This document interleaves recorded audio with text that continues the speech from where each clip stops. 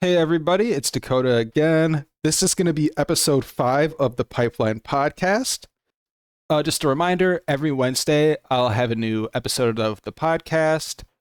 Currently I've been having fun with it. I've been doing a lot more episodes. I'm on Twitch. It's D4 Coda on Twitch. We're on YouTube. It's Dakota on YouTube. You could also search Pipeline Podcast 2025.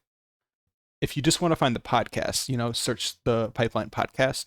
They're all going to be on my channel.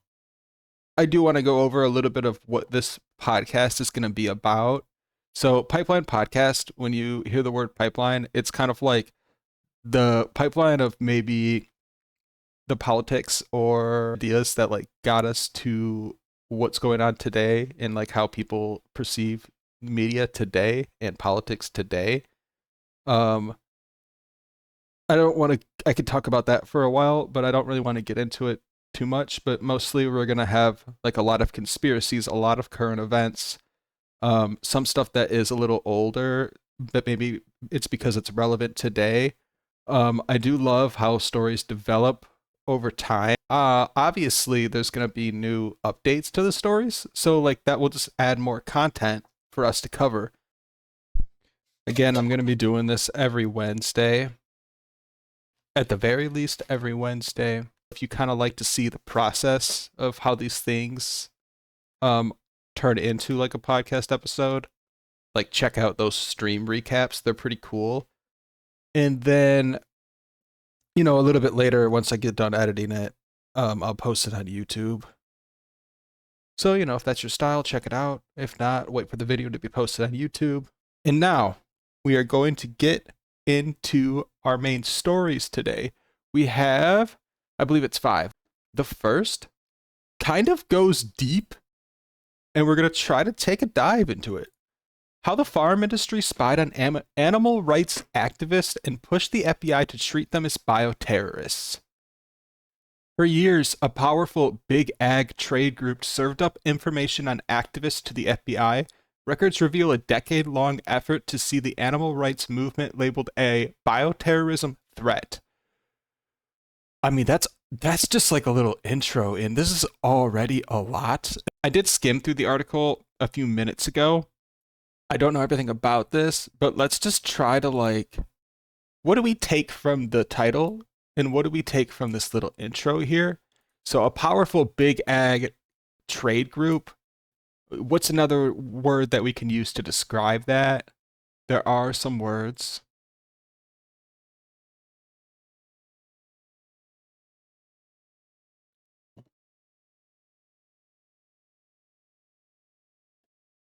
Powerful multinational corporation, I guess you could call it that. An influential trade group. But here it is. This is the main word I want to get into. Lobbying. So you hear for years a powerful big ad trade group, but really it's just lobbyists.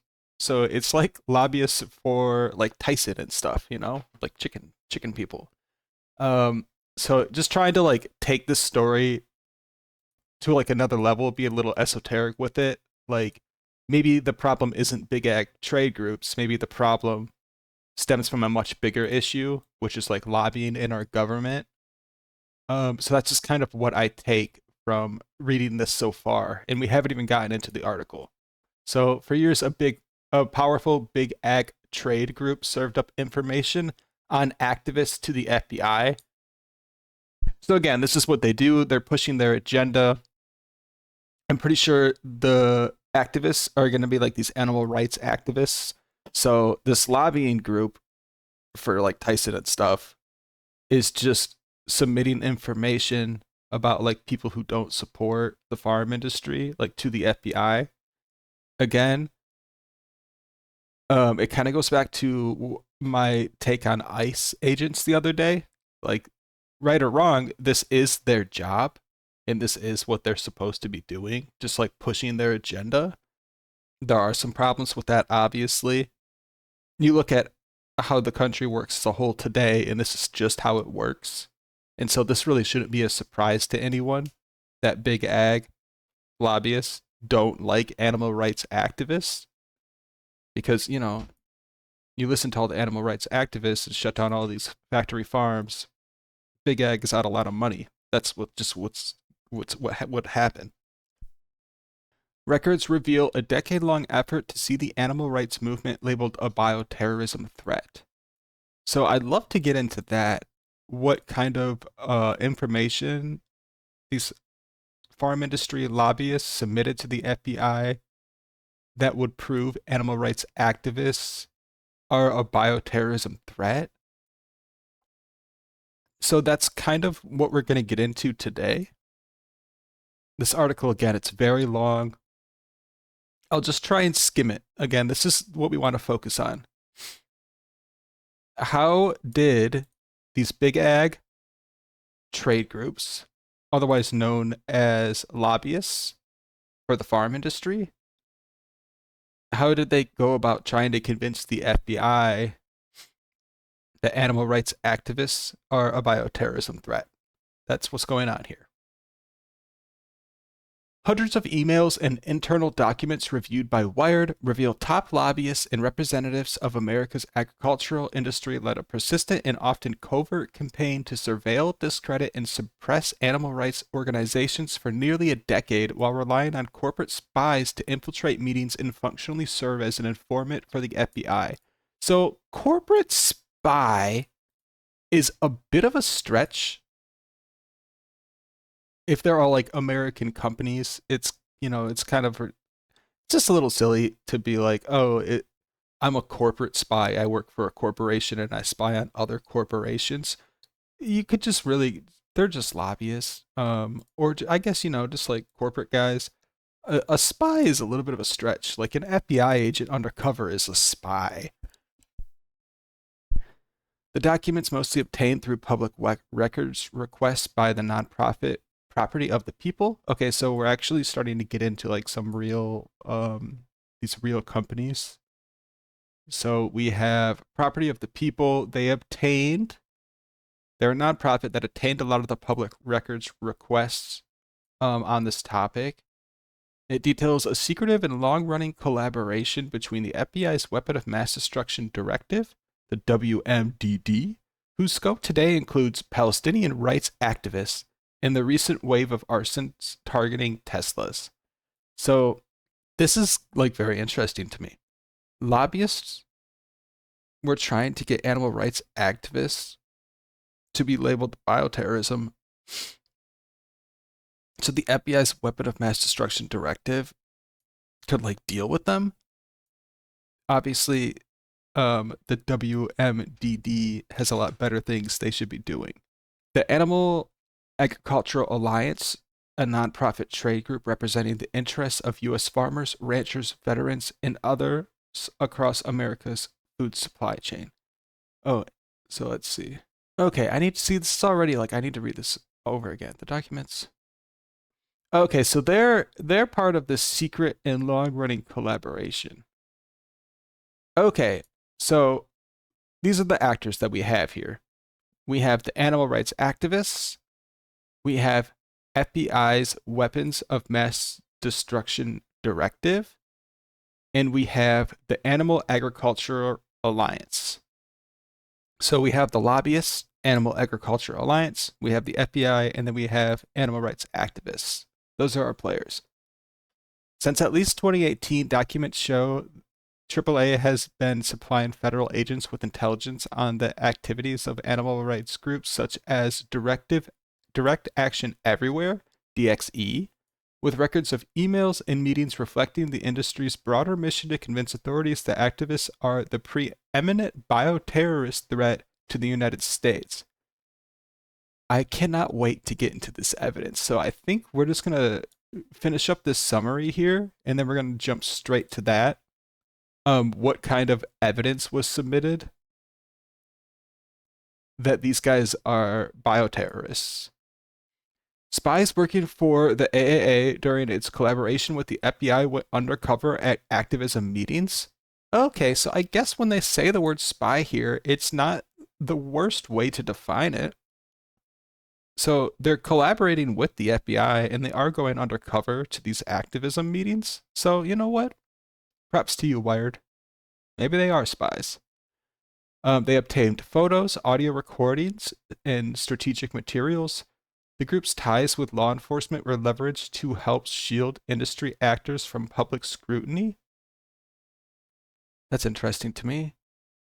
To press for investigations into its most powerful critics and to reframe the purpose and efforts of animal rights protesters as a single national security threat. Which obviously, that is just like ridiculous. Like, there are real threats that the FBI should be spending its resources on. And it kind of gets into the whole bigger picture. These lobbying groups are just terrible for the country. And this is just an interesting case as to why. So what I want to do now, this article is pretty long, so I'm not going to be reading through the whole thing. I just want to give a lot of context. We're going to look for this evidence that was obtained. So let's do a little Control F. Evidence, it only says it 3 times in this whole article. So we have what we just talked about now. Let's jump to the second one. A trade publication paraphrased the FBI official in 2015 telling a crowd there's no evidence of that actually happening. So let's go up. Okay. I guess we do. We're just going to continue for the next like 2.5 paragraphs here. Oh wait, hold up. Okay, this is all the evidence here. They're starting to talk about it. The WMDD issued an intelligence memo roughly 3 months after some kind of DXE protest or plans to do the protest. No evidence. Okay, but where's the good evidence? No evidence of activists following proper protocols. No evidence of that actually happening. So it doesn't look like they have evidence. So this kind of does provide a little more context here about what the whole problem with these activists could be. And I have seen some videos of this, and I think we might actually pull it up in a minute here. So by the end of 2019, Animal Agriculture Alliance, that's AAA, was relying heavily on bioterrorism claims to justify further calls for law enforcement intervention. To gain the attention of local police in California and the state's Rural Crimes Task Force, the AAA contacted Michael Payne, an outreach coordinator at the Western Institute for Food Safety and Security at UC Davis. Interesting. One of its members, they said, had heard from an unidentified trucker who was growing increasingly frustrated with animal rights activists, and the driver's concerns extended to bioterrorism. So I do know a little bit about this. Let's actually see if I can find a video on this. Like chicken. I think it goes back to chicken. Chicken farm truckers blocked by protesters.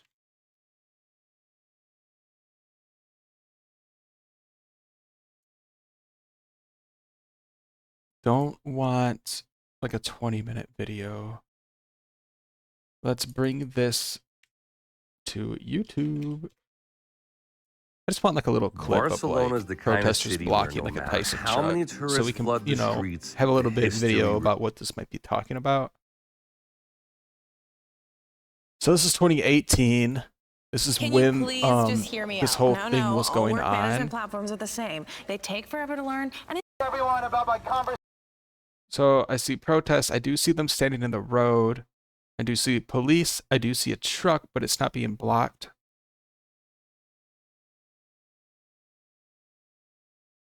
I would love to see them blocking a truck.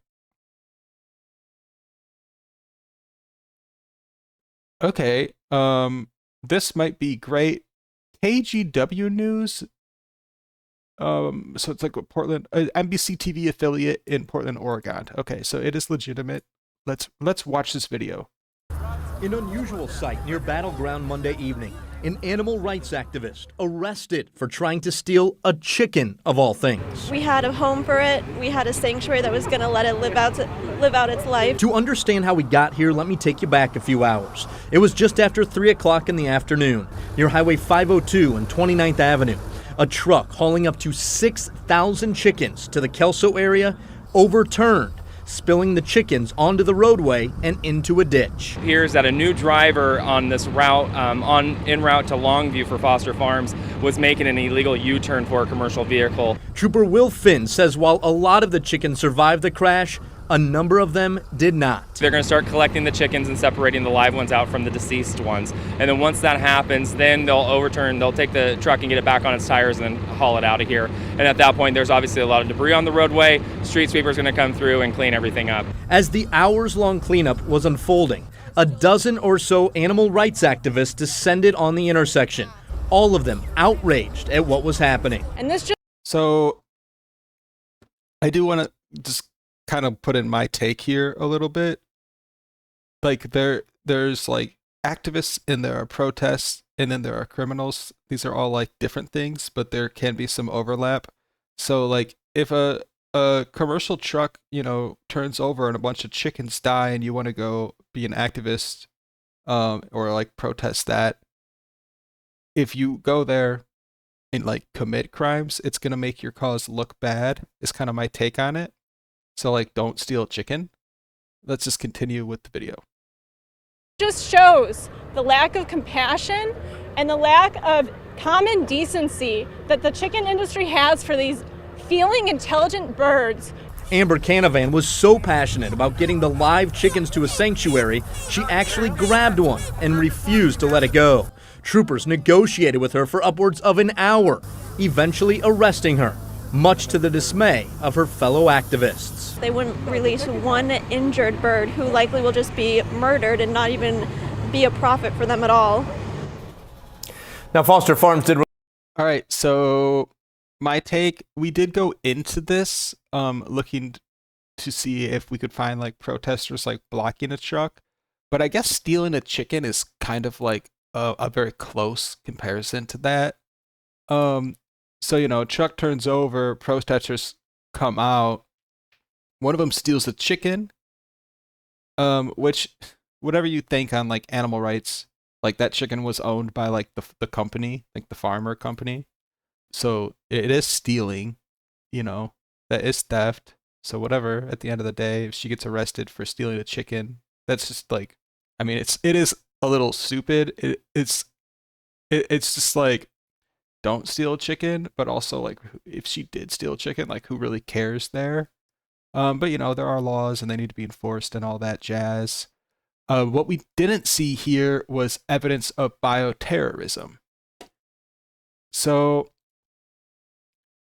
this was a great source, and I think it really does help put into perspective like why these lobbyists for the farm industry have such a big problem with the animal rights activists, because that doesn't really happen in other industries. Like say a truck fell over carrying like steel beams, there's not going to be protesters that show up and say like you're mistreating these steel beams.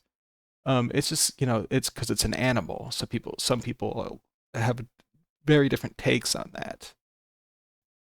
I do want to try to find one more video. So we have like video of animal rights protesters entering a Timberwolves court. So they like invaded a basketball game. Protesters seek to allow backyard chickens in Port St. Lucie. So this could be like a very hot take. Maybe there's like an ordinance in this area where people can't own their own backyard chickens.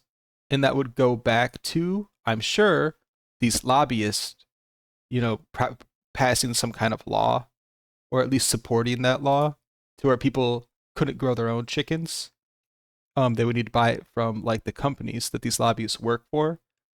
So like the FBI maybe should look into that. That might be a good one. Let's see what else we have. Okay. I don't think this is an animal rights protest here, but it is a truck driving into protesters.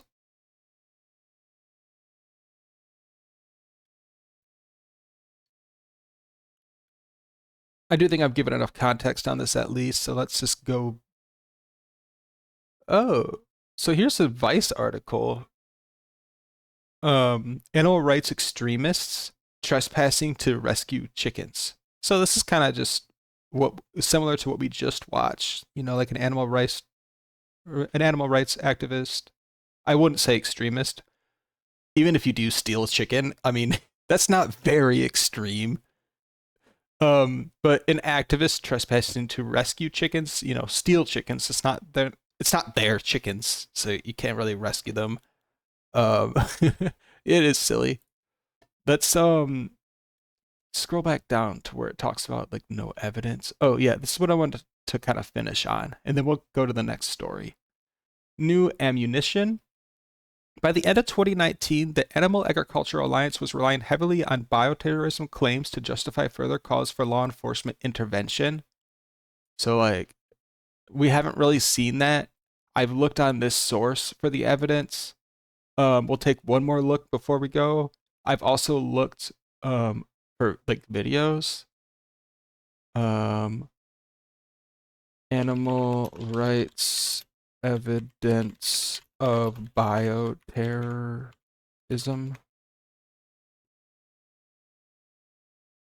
So maybe I just searched it wrong, but I'm just searching for animal rights activists.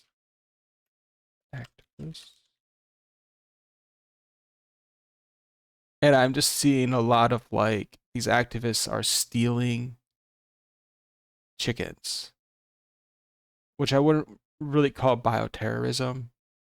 So I haven't seen a video of it. I haven't found any real evidence of it in this article yet, but we're not done. So let's see, where was I? Heavily on bioterrorism. To gain attention of local police in California. Oh, we did read this. At least I read it. Sorry if I didn't read this out loud. Oh yeah, so this was about the trucker who is growing increasingly frustrated with animal rights activists and the driver's concerns extended to bioterrorism. I don't really see the link here. The activists were taking photos of the driver's truck and feeding his pigs grapes. So I don't really know if that's bioterrorism either, if they're like feeding food to pigs. It's a little interesting here. Payne had previously attended a presentation by the AAA on dealing with animal rights activists. He later invited the AAA to collaborate on a range of dairy farm proposals in California. So that is a little bit annoying where these lobbyists, the AAA, can collaborate on like government proposals. I kind of wish that wasn't a thing, not even just in this industry, but in every industry. Especially, they're also collaborating with the FBI, and they really shouldn't have that much pull because they are lobbyists. They are trying to make a profit. They do have an agenda that they're pushing. That's their job. Neither Payne nor UC Davis responded to requests for comment. Skip that. Months after the FBI circulated its now disputed assessment of activists spreading the virulent Newcastle disease. Okay, so here's the bioterrorism that is disputed. Apparently, the FBI was trying to say activists were spreading virulent Newcastle disease. Payne issued a memo under the Rule Task Force letterhead encouraging his FBI colleagues to read an article translated and amplified by a Beijing-based podcast host. Okay, so it has Chinese ties as well? This could be like Big China chicken, dude. The article concerns Chinese swine stir-fry syndicates.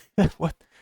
So the FBI is really spending time looking into this, and this is like a problem? Reportedly using drones to spread African swine flu in an alleged scheme to manipulate the price of pork. Okay, so it does kind of go deep here. I guess this is where the conspiracy is. Don't really think this is very true. It does say it's now disputed, not debunked. Might have to spend a little more time on this. I apologize if this topic doesn't interest you.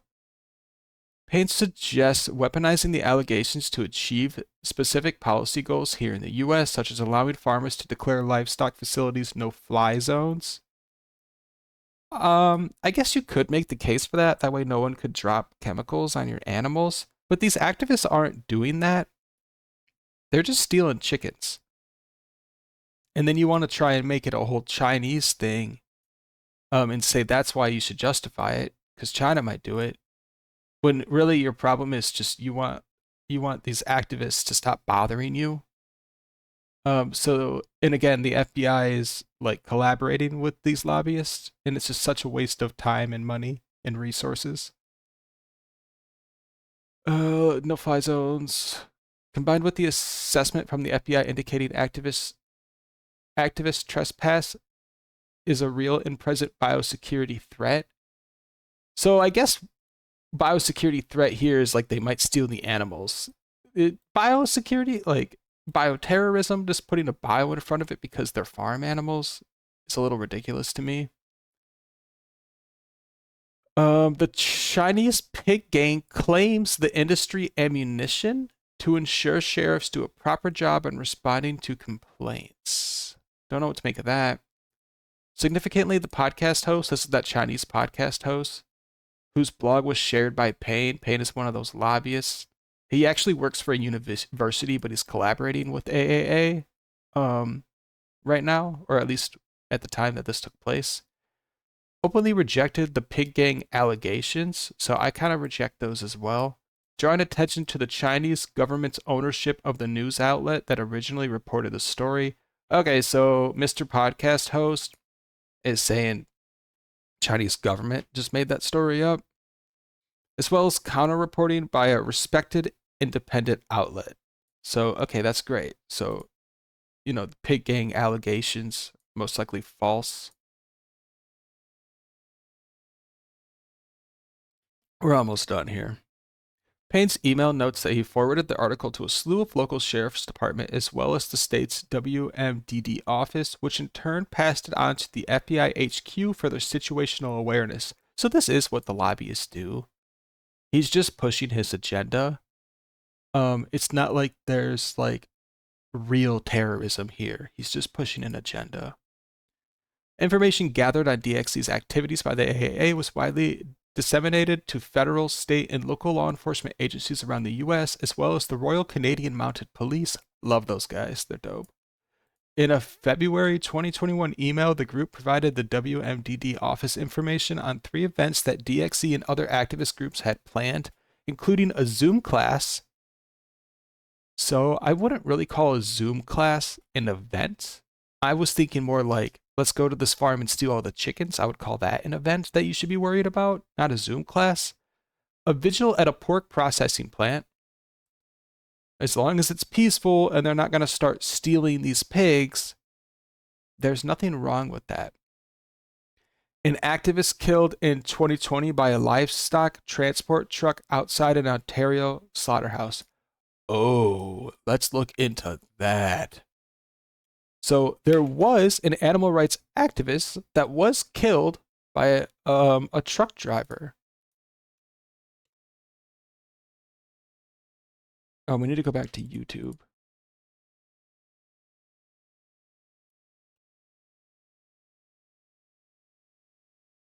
Don't need a 15. Okay, so here, we got 28 seconds on it. A truck driver has pleaded guilty to careless driving, causing the death of an animal rights activist. Andrew Blake appeared in court via video today.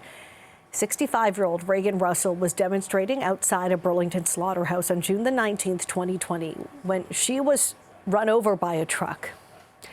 An agreed statement of facts says Blake should have been aware Russell was standing in the path of his truck when he turned into Fearman's pork plant.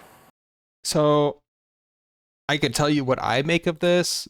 It's like if you're willing to like get hit by a truck for these animals, that kind of is a little bit extreme.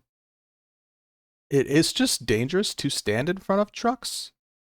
I guess that's kind of what I'll say on it.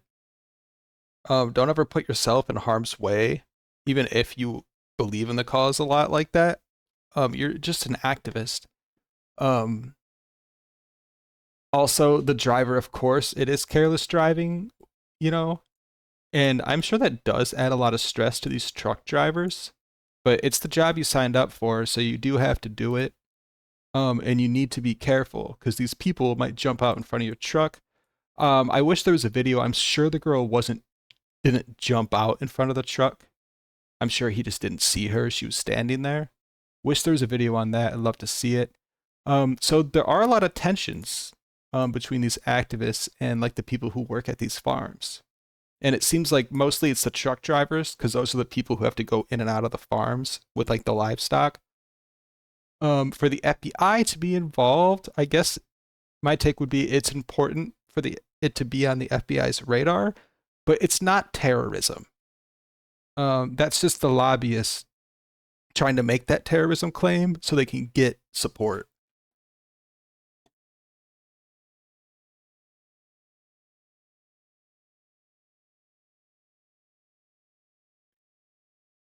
So I don't think we're going to go into the rest of this.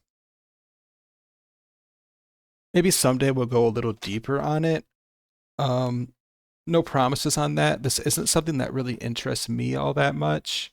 Things that I've seen like in real life that are kind of related to this is like whenever there's like a rodeo event or like an animal event, like a circus, you'll always see these protesters outside saying like, oh, you're harming the animals, you know, you don't own them, they should be free in the wild.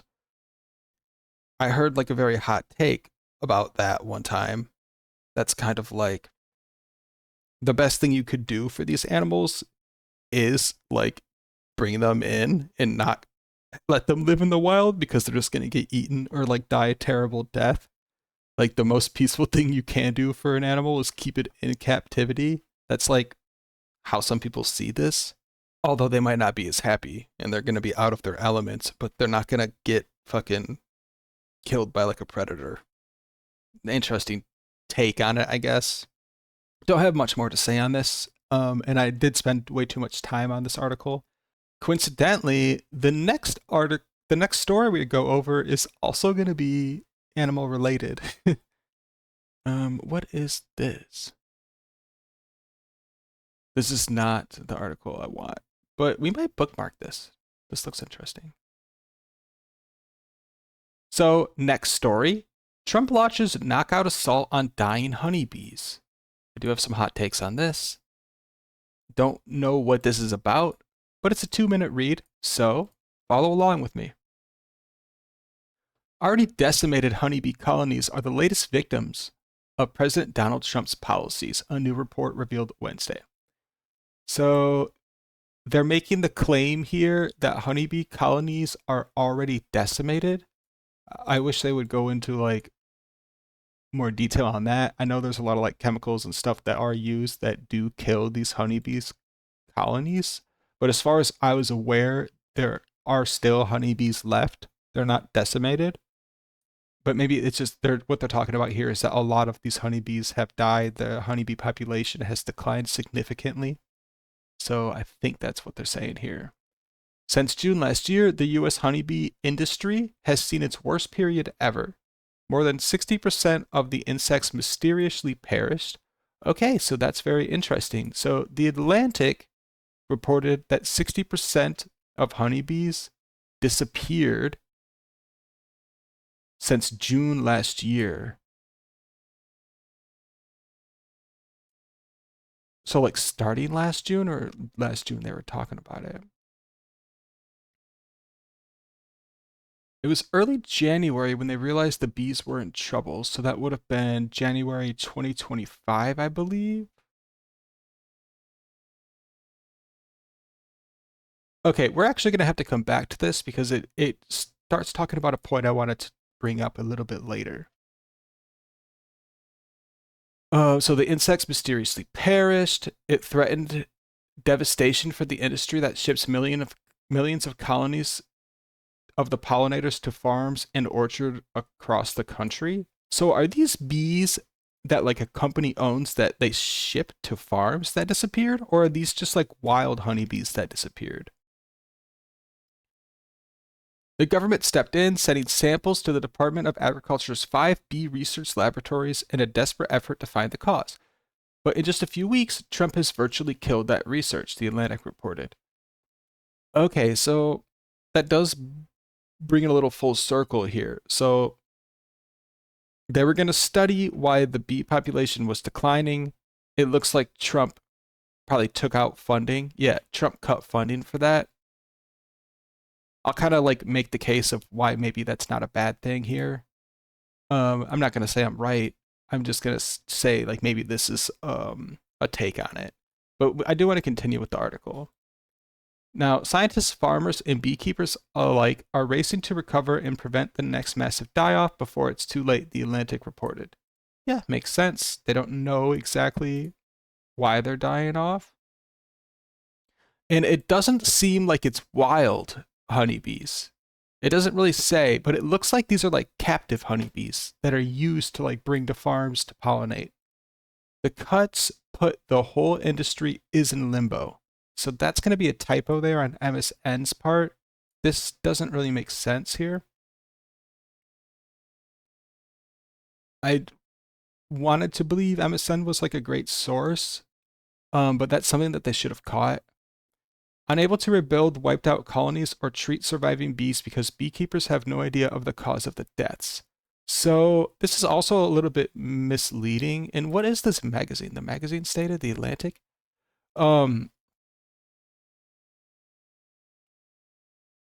Yeah, this is just a weird statement here. So there's bees that are dying. People don't know why they're dying. So I am a little... I don't understand exactly, like maybe the bees are dying, but that doesn't mean you're not able to rebuild. So if the bees are dying, you can still like breed more bees, right? They just might die. So I do think they're still able to rebuild wiped out colonies. It's just that they might die and they don't know why. That's how I understand this. So unable to rebuild wiped out colonies or treat surviving bees because the beekeepers have no idea of the cause of the deaths. So if that were the case, you don't have the idea because your funding got cut, you still should probably be rebuilding these wiped out colonies. It does say they're unable to. I don't understand why they're unable to. Just to continue, until they have results from the samples that were taken, they don't know if it's safe to rebuild with that equipment. Oh, so they think it might be the equipment. While maybe just do half with the same equipment, half with the like new or a different kind of equipment. I'm sure it's not the equipment. I'm sure it's like rising temperatures and like different like weather patterns, or and also like maybe a mixture of like chemicals that people are using nowadays. I'm sure that's what's killing the bees. I'm not a scientist, so I actually don't know. I say I'm sure, but that's probably the most likely case. And if they do think it's the equipment, just burn that old equipment, start new. Let's see, it's a little frightening. California beekeeper said. The Atlantic reported that the Trump cut have resulted in 800 agricultural research service workers being fired. So that's another thing. People say that Trump had these people fired. A lot of times when you cut funding, that doesn't mean people go around getting fired. So I think that could potentially be a little misleading, but we're not going to dig into that too much. That's the branch of the USDA that runs the Honeybee labs. So if 800, okay, so let's just do a little fact check here. So maybe you guys can understand kind of what I'm trying to say. Were 800 ag workers fired from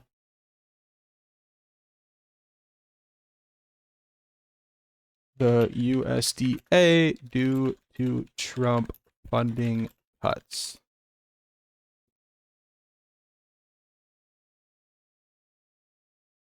So let's see what just the AI overview says. It's more accurate to say that over 15,000 USDA employees have left or are leaving the agency under the Trump administration due to various factors, including financial incentives to depart, reorganizations, and proposed budget cuts, rather than stating that a specific number of 800 being fired due to funding cuts alone. So yeah, that's kind of what I'm trying to say. Like, these people didn't get fired because of Trump cuts. They most likely left or got like laid off, or even took one of like the great like handout deals that you get. They're like, we'll give you some extra, a couple months pay if you just like resign or whatever. They didn't get fired. More than 90 commercial crops in the US are pollinated by bees, including staples such as apples and squash. Okay, so that's some good information here. So there's about 90 crops. They need bees to pollinate them. So these beekeepers would bring the bees to the farms to pollinate, but a lot of these beekeepers are saying their colonies are collapsing and they don't know why. Interesting.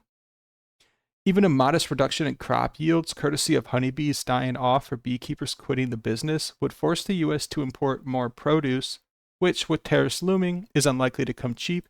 Yeah, so they're trying to make the claim here that if all the bees die, we're going to have to import our produce, which we can't afford because of tariffs. In reality, I don't think that's going to happen. I think that the farmers are still going to just keep growing in the US. So yeah, that's all we really have. I had another source. We'll go over it just a little bit. But yeah, bees are dying. People don't really know why. Trump cut research. And it angers the beekeepers. So yeah, this was another source on it. The Trump administration is tempting a honeybee disaster. The honeybees. I forget why I wanted to talk about this, but I can't really read the full article anyway. Let me just read the first. Bees are dying. Federal cuts aren't helping. So yeah, that's probably a good way to describe it. But let me just read like the first paragraph here. It was early January when Blake Shook realized the bees were in trouble. Shook, the CEO of beekeeping outfit called Desert Creek, was coordinating California's annual almond pollination. The largest such event in the world. The affair requires shipping nearly 2 million honeybee colonies from all across the country to California orchard, but this year, Shook's contracts were coming up short. Their bees were all dead. Oh, very, very interesting. We'll continue. From June 24 to February 25, the United States suffered its worst commercial honeybee crash on record. There's a joke about that coming up with the next source. An estimated 62% of commercial colonies perished, according to a new survey. As Shook and other beekeepers were struggling to fill their contracts, they notified the U.S. Department of Agriculture, which promptly collected samples of pollen and stuff to analyze. The USDA has long been the country's frontline response to honeybee die-offs, using its lab to characterize threats to the insects. So yeah, like, the USDA has long been the country's frontline response to honeybee die-offs. Maybe that's not going to be the case anymore if Trump cut their funding. It doesn't mean people aren't going to care about the bees. It just means maybe some of these companies are going to have to suspend some of their own money looking into it if they want to have successful bee colonies.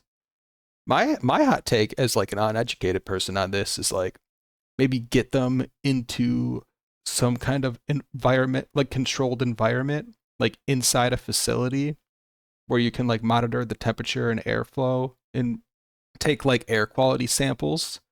That would kind of be my hot take. Get a big ass warehouse, put millions of bees in there, and just bring in all the stuff they need to like buzz around and collect pollen from.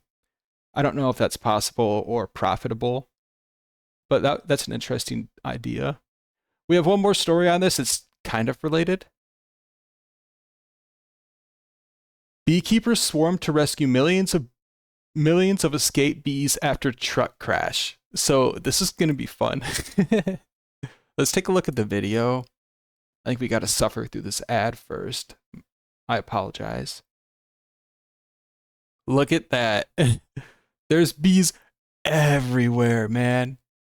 And so let's just, I kind of want to pause it here. The quality is terrible, but we see how all these bees are stored, and this was being transported on a truck. And so I'm not a beekeeper, but if I was, and I was transporting my bees like this, and they all died, I would kind of think maybe they need better living conditions to survive. Not like I care about the bees' living conditions, but if they're going to be what makes you all your money, and you're storing them like this, and they're dying for some reason, for whatever reason, maybe it's time to change up the game, find a new process. Maybe these bees actually like this, and maybe other beekeepers should use this method. Maybe more beekeepers should like coordinate with each other to try to like figure out why they're dying off.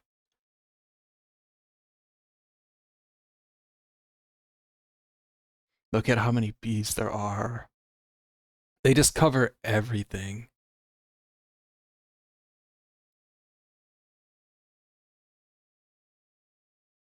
It was about 70,000 pounds of beehives when it overturned in a rural country in northern Washington state. Funny thing about this, no animal rights activists showed up to protest this truck that fell over because the bees will kill them. Letting loose about 14 million bees. That is so many. Beekeepers began the careful work of rebuilding about 300 hives. That's so many. About 24 master beekeepers showed up.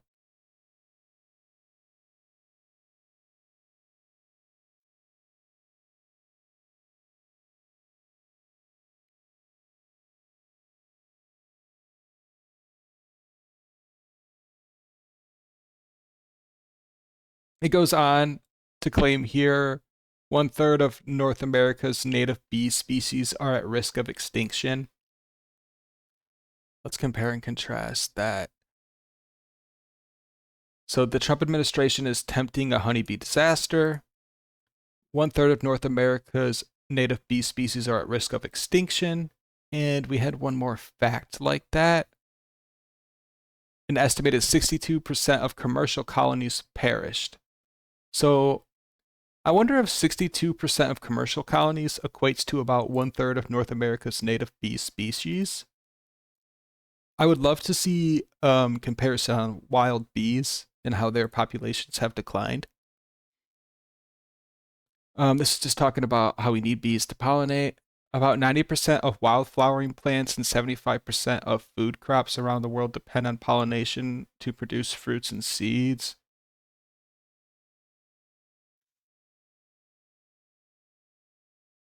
That's about all we have on the bees. My hot take, build better quality facilities for these commercial bees if they're dying.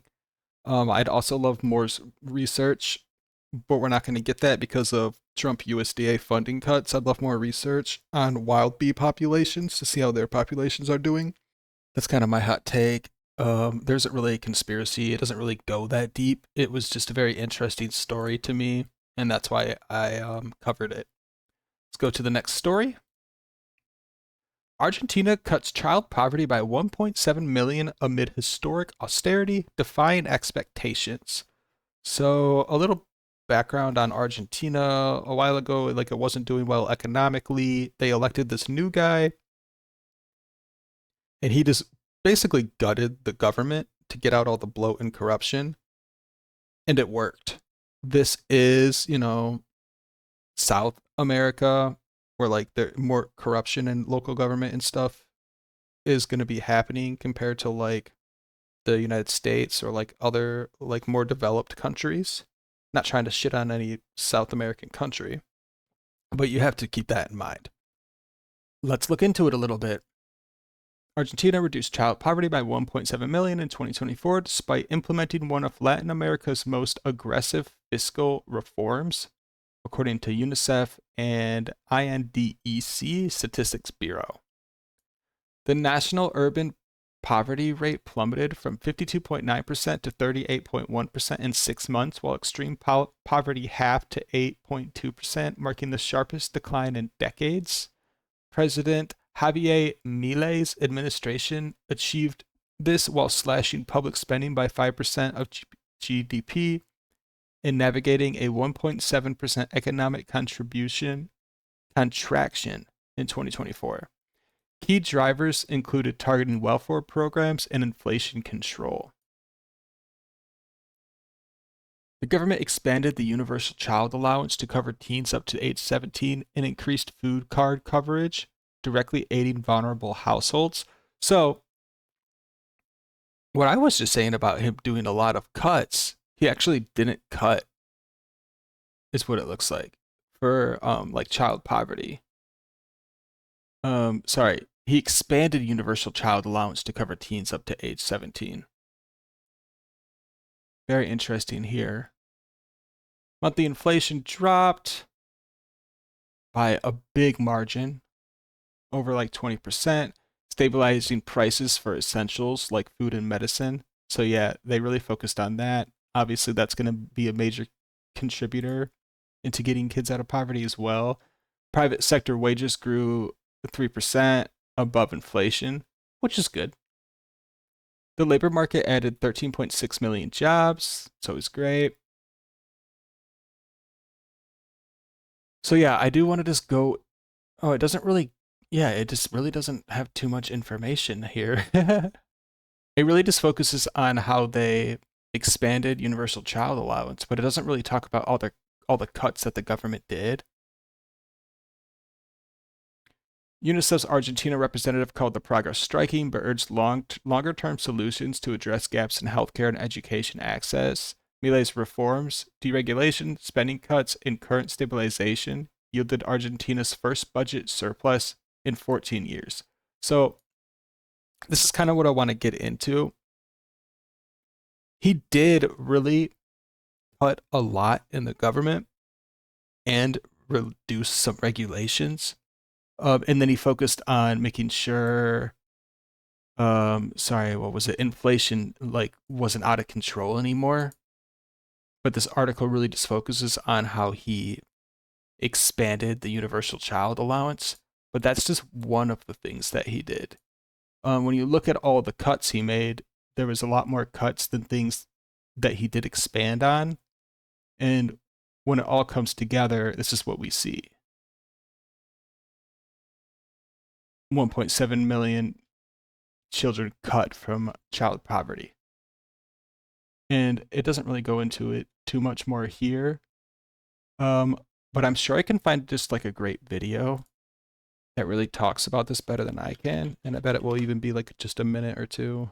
So this is 9 months ago, 9-minute video. I want something a little shorter and more recent. Oh, here we go. So this might be kind of fun. The chainsaw president. Let's take a look. This is the guy. A year ago, this man screaming about liberty was elected president of Argentina.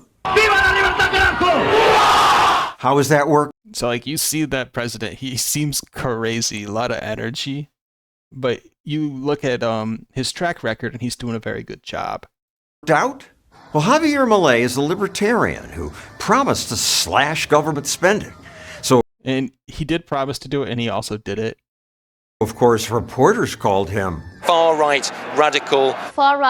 Right. So far-right radical, we also go to the article that we were even covering, the Rio Times, but still, they really only bring up that he expanded the universal child allowance. They don't really talk about the cuts. People don't like to talk about the cuts. Far-right Javier Milei. Why far-right? The far-right wants to Far-right, probably because he's libertarian. Ban most immigration, ban drugs, ban sex work, wants to impose tariffs. But Milei is a libertarian. He supports free trade. Libre comercio, que vos, o sea, le vendés lo que producís a quien se te dé la gana. He's also fine with... So yeah, he's like libertarian, take on like free trade. It's like less regulation and all that jazz. With sex work. He says gay marriage should be none of the government's business. He says people should have a right to choose their own gender. Milei mainly wants government to do less. But the media called him far-right and said his election will spell devastation. Which is true. The media doesn't like this guy. Milei's approach to everything is to cut more government support in any way that helps people. But the country's big government had already hurt people more than it helped. People in Argentina are struggling with one of the highest inflation rates in the world. Argentina is... So yeah, that kind of goes back to like the root of the problem. And we see a lot of similarities with what Trump's doing in the United States today. Milei came into the government that had a lot of regulation. And it also had a lot of bloat, a lot of corruption, and it wasn't budgeted very well. It had a lot of inflation. And he came in, what I'm getting at is like the way the government was working in Argentina wasn't working. Like the way it was set up, it wasn't prospering. So he comes in and he's campaigning saying like we're gonna change things, we're gonna cut things until we can get it to like a stable point, and then we're gonna add from there. And he has even like I think it's like a 5-step plan or something that is pretty cool, or like a multiple phase plan, which he even like he campaigns on, and he's like kind of followed through with it. But basically, for me to stop ranting, he comes in and makes all these cuts and changes, and people are freaking out. But at the end of the day, did you really just want to keep your country going the way that it was going? Because it wasn't working. So things did need to be changed, and things were changed, and it worked. So maybe like a radical change sometimes can actually like help bring a country into a better position a lot faster.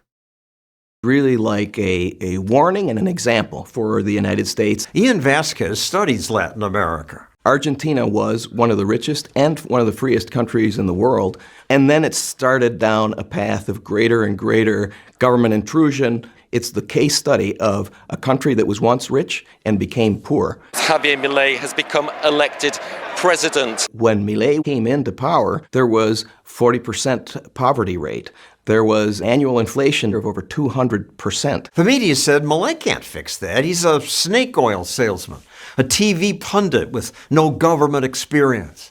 He'll fail, they said, like his predecessors had. Many predecessors have tried and failed to turn the economy around. Javier Milei will be no exception. But Milei is an exception, a politician who told the truth. No hay plata. He was the first politician in generations to talk to Argentinians as though they were adults. He explained that government has no money of its own, and whatever it spends, it takes from the people. El Estado no puede dar nada porque no produce nada. It's why when campaigning, Milei brandished this chainsaw to illustrate how much government needs to be cut. Look at this girl. Chainsaw to illustrate. Look at how uncomfortable she is. She's like, all right, there, he took the chain off that thing, right? And then she looks at his hair, and it's like, okay, he looks crazy enough that might be a real-ass chainsaw. She's like uncomfortable. How much government needs to be cut. For my TV show, I used to say, you gotta cut more. So I think within the first 2 minutes here, they've pretty much hit the root of the problem. This video did a really good job. I've never, I don't know anything about it, but I can assume it's a very like libertarian channel. Let's go back to the article. So yeah, just wanted to kind of like bring attention to Argentina because they are starting to get some good press now, I guess. And you did see all those sources in the video of like during the election, the mainstream media was like totally against him. And they were even making claims like it's not going to work. He's a snake oil salesman. But they were all wrong. Maybe we can actually find some like screenshots of those. So like that's like kind of a shitty source reason. Never heard of that. This might have been a good one. Oh, BBC. They didn't make any crazy claims.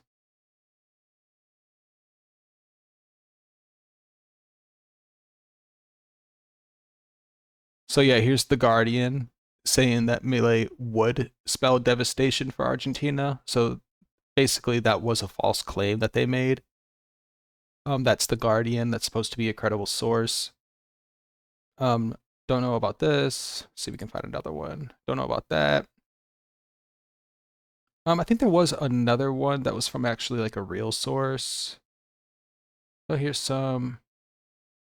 Also, here's some good press. December 17, 2024, CNN, Argentina exits recession and win for Libertarian President Milei. AP, Argentina's monthly inflation drops to lowest level in 3 years. They, like say as it's a surprise because everyone didn't really think that was going to happen.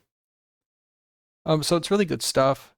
And it just kind of like goes to show, like my main point here is like, you don't want your country to be like stagnant.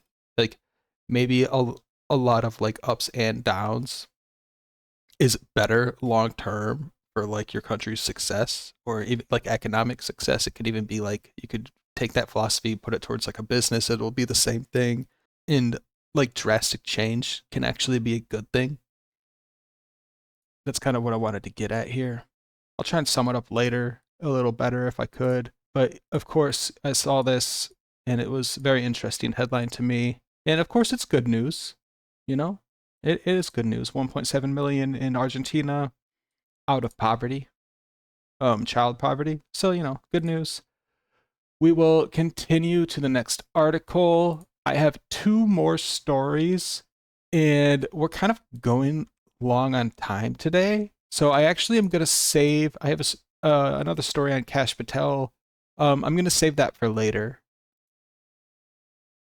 And we'll go over it on a different episode. So we have my last story. I do think this will take a while because I want to talk about it a lot. This is just the headline. House Republicans include a 10-year ban on U.S. states regulating AI in Big Beautiful Bill. What I'm not doing is defending this big beautiful tax bill because I don't even think politicians that are voting on it have read the whole thing. And I'm not going to try and pretend like I've read the whole thing. I guess my 2 cents on the big beautiful bill before we really get into what I want to talk about, which is AI. My 2 cents on the big beautiful bill is there's going to be some good things and some bad things in there, and I'm not in control of what gets put in there, so I'm really just not going to worry about it.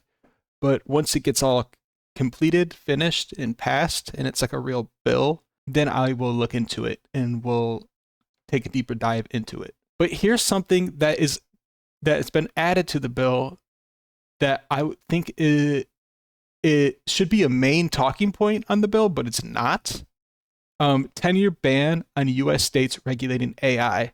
So my take on that is like there wouldn't be AI regulations, but maybe AP News will describe it a little better about what they mean, what the bill means by that. Obviously, like right here, I don't know whether it will pass. This might not end up being in the bill, but it should be in there, and I will make the case for you of why this should absolutely be a thing. We need to ban AI regulation. So let's see if I can talk about what exactly it says in the bill, but I don't even know if it's going to be in this article, so forgive me if it's not. I'm not donating to you. Take all these ads off AP News, and then you can ask me for a donation. All right, so I don't really see it here, like exactly what it says in the bill. Let's just start from the top. House Republicans surprised tech industry watchers and outraged state governments when they added a clause to Republican signature big beautiful tax bill that would ban states and localities from regulated artificial intelligence for a decade. The brief but consequential provision, tucked into the House Energy and Commerce Committee's sweeping markup, would be a major boon in the AI industry, which has lobbied for a uniform and light touch regulation as tech firms develop a technology they promise will transform society. So yeah, it's like we could take this back to lobbyists are the only reason this is in a tax bill in the first place. So like we got AI lobbyists in this story. In our first story, we got farm industry activists, and I think that lobbyists have no place collaborating with the FBI or helping politicians make tax bills. That's just a take. So here there's a leak to where we might be able to find exactly what it says about the AI ban in the bill. Let's take a peek at this. Yes. Let's see if we can control find. Okay, here we go. This is exactly what it says in the bill. Subsection C states that no state or political subdivision may enforce any law or regulation regulating artificial intelligence models, artificial intelligence systems, or automated decision systems during the 10-year period beginning on the day of the enactment of this act. Okay, so let's talk about what this includes in the first place, what this doesn't include. So like it's AI, so obviously anything that does have AI in it, but some people might get this confused for like the blockchain, like Bitcoin mining. That's not gonna like fall into this. It's gonna be like ChatGPT, like stuff like that. Like actual like AI, like Google Gemini. That's what it's talking about. Really, this whole article just stems from like a sentence right here. So maybe I won't spend so much time on this. I'm just gonna go ahead and give you my hot take on why this is a good thing. All right, so we have Republicans that actually put this in the bill, and it looks like Republicans are the ones that are like pushing for this AI ban. I'll kind of go over why they might be doing that. So, you know, everyone's worried about like an AI race. No one wants like China or another country to develop like a better AI. And what's happening is we're creating all of these regulations on AI. An example of that would be like AI not being able to use like actors in videos and movies and stuff to like develop the AI. A lot of the actors, there's like the actors union that's like, oh, you know, that's my intellectual property. And you can't put that into the artificial intelligence because you would need to pay me for that, which like they have a case to it. But I think AI, as groundbreaking as it is going to show everybody that that is just the stupidest thing ever. And you look at China, and they don't have these regulations. Like, no one cares about IP there. They can just like steal brand logos. They make fakes and knockoffs of things all the time. And so it's really gonna limit the AI progress for United States, like AI companies, while in other parts of the world, they don't have these limitations from their government, and that's going to hinder progress of AI. And AI really is going to be the next like huge, big industry. So, you know, there's like the internet boom. Right now we're in the AI boom, but you have the government regulations that are trying to halt it. The problem is if we do that, other countries aren't going to do that, and we're going to fall behind in like the AI race. And that is a very, very bad thing. You don't want another country to be like the leader in AI. Whoever gets to a certain point with it first is just gonna, if they really wanted to, be in control of all of it. We see this happen with like a lot of other industries. AI regulation ban is a good thing because it will make it so progress in AI is not hindered or halted in any which way. It will be able to progress faster, which some people are scared of. And you can be scared. You could be like, oh, you know, if we do this, someone's going to create an AI and it's going to like blow up the world or something. It's going to be like a doomsday event. What you shouldn't really be even considering that, because if the United States doesn't do this, another country like China is going to do that. So like, the AI race is not going to ever end because of regulation. It's just going to be slowed down by whatever government body is regulating it.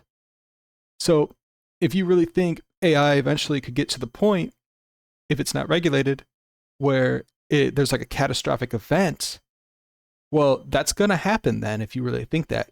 It just might not happen in the United States. It's going to come from China. And when this catastrophic event or whatever, like the internet shuts down or AI launches nukes or whatever, if that's what you really think, when that happens, who do you want? What government body do you want in control when that is happening? Do you want the United States or do you want China? Is kind of my hot take on it. Because it is, if that's what you think is going to happen, then it is going to happen. There is going to be an AI boom.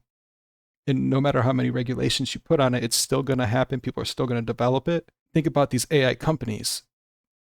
If we start regulating all of them, they're just going to move to a different country, which is obviously the problem here. And that's why this AI ban is in the bill and it is important. So I hope you followed that. And also, a lot of good things will come out of this. So AI will be a lot better and faster, and it will take less time to develop. So we can be excited to see that a lot. New AI features and stuff that are implemented a lot faster, new things that it will be capable of, that if there were more regulations, we wouldn't have seen for a lot longer. So it will just, in my opinion, like AI will like make systems work better. It'll make us find, it already has like helped science in like so many ways. Think of like, there was the big story, like they brought dire wolves back. They didn't actually bring dire wolves back, but they used AI to like sequence the genome to get like the DNA. And it's just something that if they didn't have AI, it would have taken them a lot longer to do. And so AI is a very powerful tool, and we need to be implementing it where we can to just progress, you know? So some other fun things that we could potentially see from an AI regulation ban is the guidelines that the AIs use. So just to give you an example, the other day I wanted a thumbnail for one of these videos about Biden being a robotic clone. You know, we love conspiracies here. So I made a video about that, went to ChatGPT, said, hey, like, can you like make an example thumbnail for this video? And it said, no, that's not within my guidelines. Like some of these AIs, if not all of them, as far as I understand it, do have some limitations that they limit to the user. So when you or me want to go have AI create a video of some like hentai porn or something, if you're into that, it's going to tell you no, at least most of them. This AI ban will just limit, it'll make things less limited for like its capabilities.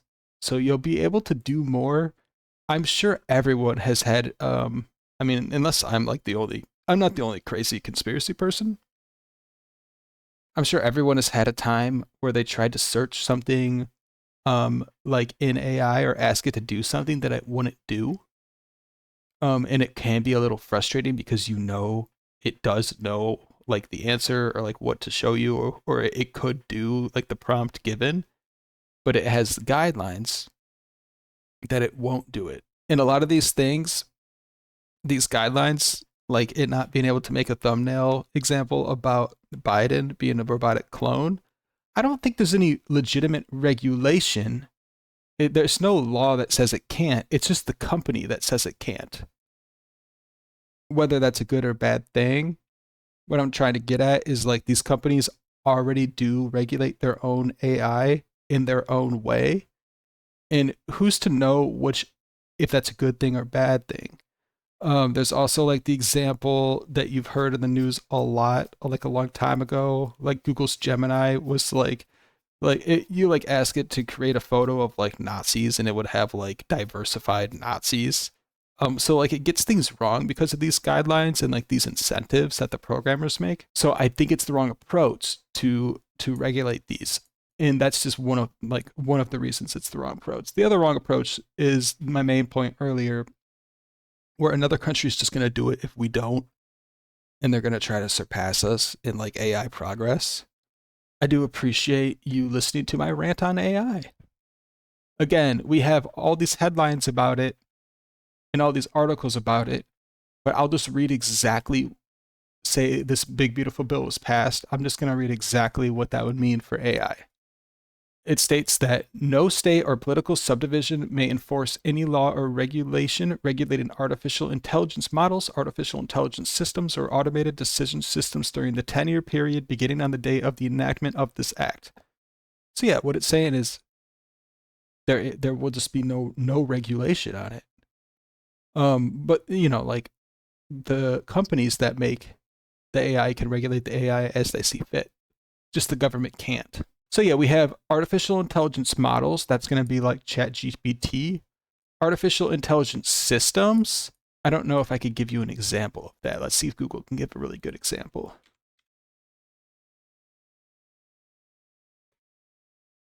A virtual assistant like Siri apparently is a system.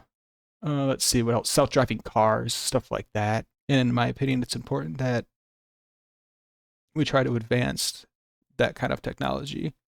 And then the last one, automated decision systems. Example of automated decision systems. Automated bill payments. So I guess like auto pay for like your internet bill. So it's kind of saying you can't regulate that for 10 years. I don't really know what to think of that. I guess it's just saying you can't regulate AI systems in automated decision systems. That is a little vague, because what it sounds like is you can't make any kind of regulations for like fraud detection. And that sounds a little weird to me. But I don't really know. Oh, here we go. Some examples include banks using AI to detect fraudulent transaction, credit scoring systems that determine loan eligibility, and facial recognition technology used in policing. So I guess this law would make it so that you could use AI to do all those things. I'm guessing that there's some laws in some states or like areas where like you can't use AI to do these kind of things. Or maybe like there's been a push to like turn that into a law, and that's why this is in the big beautiful bill. Very interesting to me, and that's something the article didn't really cover, so I'm glad we got into the actual like real source here so we could talk about that just a little bit. Let me know your thoughts and your takes on these stories. Leave a comment, send us an email, and let's sum everything up. We'll go back to our first story for today. How the farm industry spied on animal rights activists and pushed the FBI to treat them as bioterrorists. So this one was really fun. They say like farm industry, and really what it comes down to is like farm industry lobbyists trying to collaborate with the FBI that these animal rights activists are actually bioterrorists, when in reality, these animal rights activists are just like sometimes stealing chickens or like feeding like pigs that are on like a truck because the activists think that they're hungry. There has been a couple incidents that led to like violence, whether it be accidental or not. I believe it was. I tried to look up a video, couldn't find it, but there was one instance of a truck driver running over a protester, allegedly accidentally, as far as I understand it. But really, like, you look at the farm industry lobbyists trying to convince the FBI that the activists are bioterrorists, and we look into it and we find that really, like, one person died and it was a protester because they got ran over by a truck. These animal rights activists aren't killing any of the animals, so it can't. How could it be bioterrorism when the activists are actually trying to help the animals because they think that like they should be free and not owned by the farm industry? So weak case by the lobbyists, but you know, the lobbyists are doing their job. Definitely for worse here. A lot of times I would say for better or worse, but lobbyists are just like, they should not be involved in things like this at all. They should be out of FBI investigations, and they should not have any pull in any kind of government agency like that. That's definitely my hot take here. We'll continue to the next story. The Trump administration is tempting a honeybee disaster. So what happened here, this article isn't 100% accurate, but Trump did cut funding to the USDA, which in turn led to a lot of these employees leaving, not actually getting fired though. As a result, they don't really know, they're having a hard time researching what's going on with the bees right now. So last year is 60%, it was 62% of commercial bee colonies, honeybee colonies, perished. So that did happen last year under Biden. I'd like to say it didn't happen under Trump, but what Trump did that affects this is he cut like the funding. So 62% of these commercial bees die last year. The beekeepers are like, what's going on? They asked the USDA. The USDA says, oh, we don't have the funding to study what's going on right now. That's the story here. My hot take is it quite possibly could be like the conditions that these commercial bees are kept in, because they're obviously not always kept in the wild. They get transported a lot. We see it here with the other source that we went over. It was like that truck that fell over and a lot of bees fell out. So like you want to talk about 62% of commercial honeybees died and they don't know why. Here is an example of honeybees dying and we do know why. So I would study things like this, just look at the environment that they're kept in for the commercial bees and make sure that they're kept properly and try to study things like that. Obviously, you're not going to get the USDA to look into it as much anymore because of Trump cuts. So maybe these commercial beekeepers are going to have to do it themselves. That's my hot take, though. I would start by looking at like the facilities and the quality and the conditions that they're kept in and try to up the conditions and quality. Might even, like, if you want to go super far, maybe try to find some place where it's the like temperature controlled, like the environment is controlled, like get a warehouse with like air filters and stuff so you can really monitor all of the things and like look for outliers and study it that way. And as a beekeeper, you're probably going to have to do this yourself and fund it yourself if you want to stay in business because of the USDA cuts. So hopefully you can take care of that.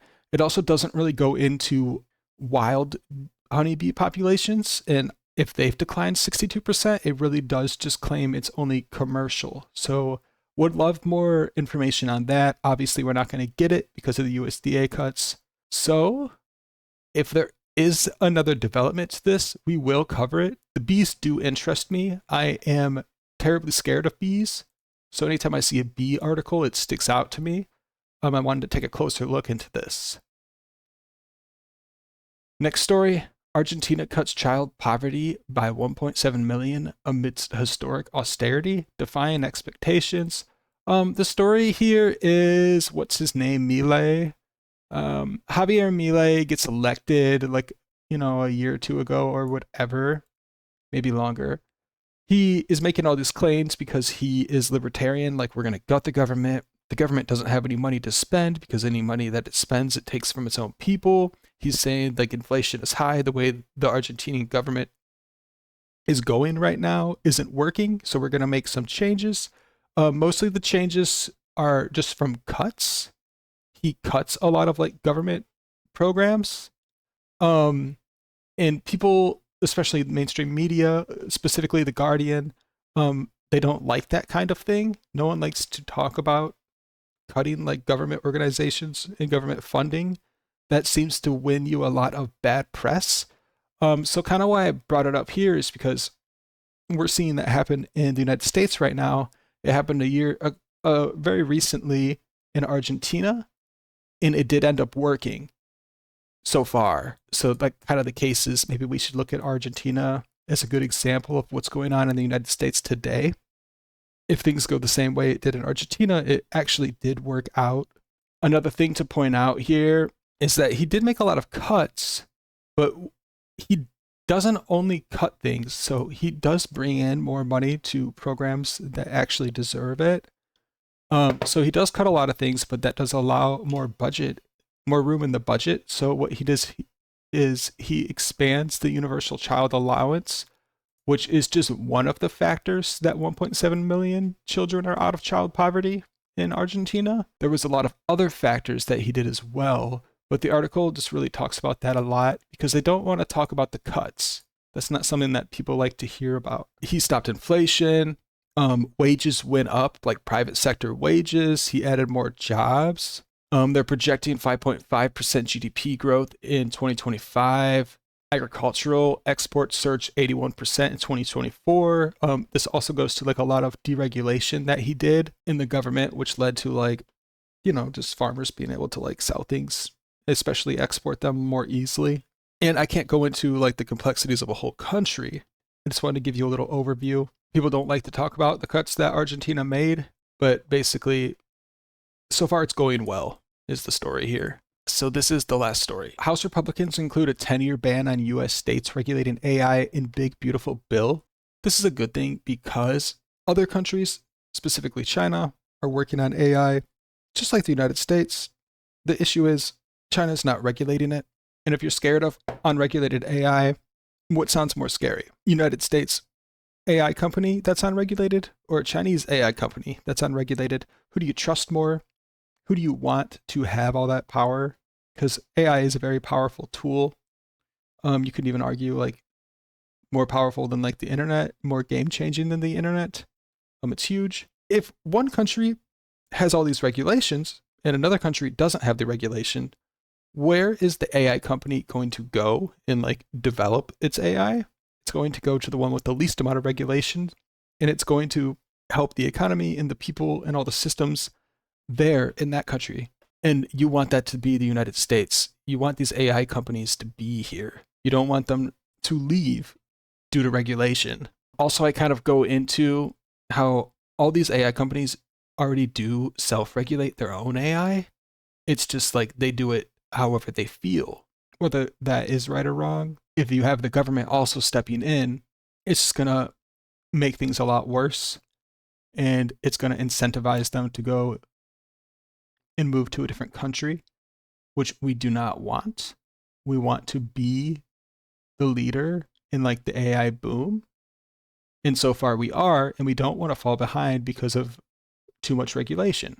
So that's kind of the story here. The big beautiful bill, don't know much about it. I do know that this is in the bill, and I only want to cover just that and talk about why I think that the AI regulation ban is actually a great thing, and I would love to see more steps in this direction. So that's all the stories I have for you today.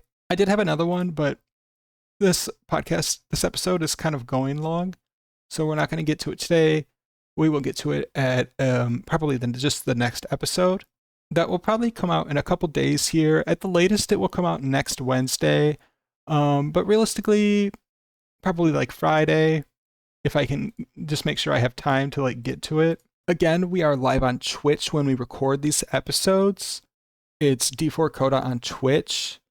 If you really do like the long form, there is an even longer form on our Twitch. So you go to D4 Coda's channel, you scroll down to like past streams, and you'll see like the unedited podcasts there. The edited ones will be on YouTube. So the podcast will be posted on YouTube at least every Wednesday.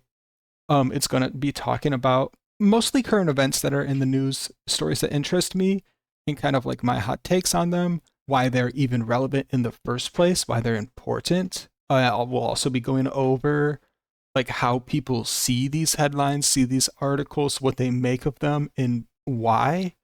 We'll talk about what kind of opinions and what kind of things like people should get from these articles. We'll talk about media bias a little bit as well. We'll always be talking about conspiracies.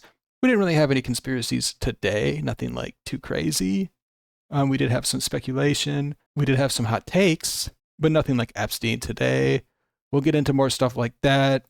If you want to see more conspiracy videos, I guess let me know. I'm always wondering, what's a good mix of just current events or conspiracies. I like to do both just as they happen. So as they come up, we'll hit each of them. There's always new conspiracies. There's always new breaking stories.